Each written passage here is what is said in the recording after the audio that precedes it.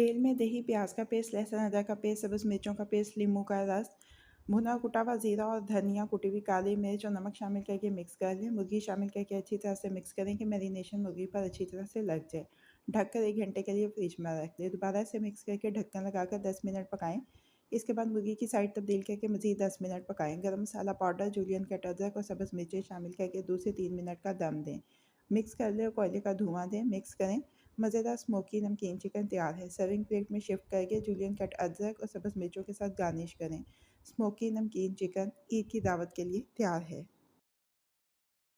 एक प्याले में दही, लहसुन अदरक का पेस्ट, सब्ज़ मिर्चों का पेस्ट, सफ़ेद मिर्च, धनिया पाउडर, जीरा पाउडर, नमक, नींबू का रस शामिल करके मिक्स कर लें। मुर्गी शामिल करके अच्छी तरह से मिक्स करें। ढककर आधे घंटे के लिए फ्रिज में रखकर मैरिनेट कर लें। कढ़ाई में तेल गरम करके प्याज और काजू को 2 से 3 मिनट तक फ्राई करके तेल में से निकाल कर ग्राइंड करके पेस्ट बना लें।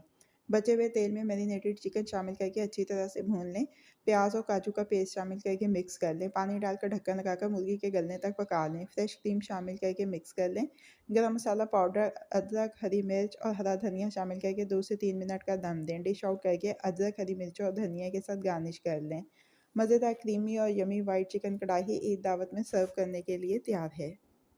एक प्याले में उबली हुई मैक्रोनी, प्याज, टमाटर, खीरा, बोनलेस चिकन टिक्का बोटी लें। इसमें चाट मसाला, नींबू का रस और एक्स्ट्रा वर्जिन ऑलिव ऑयल और इमली की खट्टी मीठी चटनी शामिल करके मिक्स कर लें। डिश आउट करके इमली की चटनी, सब्ज़ धनिया और टमाटर के साथ गार्निश करें। ईद दावत के लुत्फ़ को दुबाला करने के लिए मज़ेदार चिकन टिक्का मैक्रोनी सैलेड तैयार है।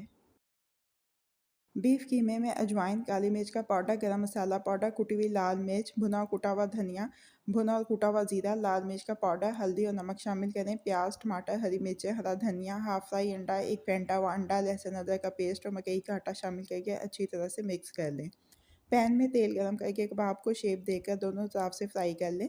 गर्मा गर्म रवायती जायके वाले चपली कबाब तैयार हैं। डिश आउट करके मिंट रायते, प्याज के लच्छों के साथ सब्ज़ धनिया से गार्निश करके अपनी ईद के दावत के मेन्यू में शामिल करें।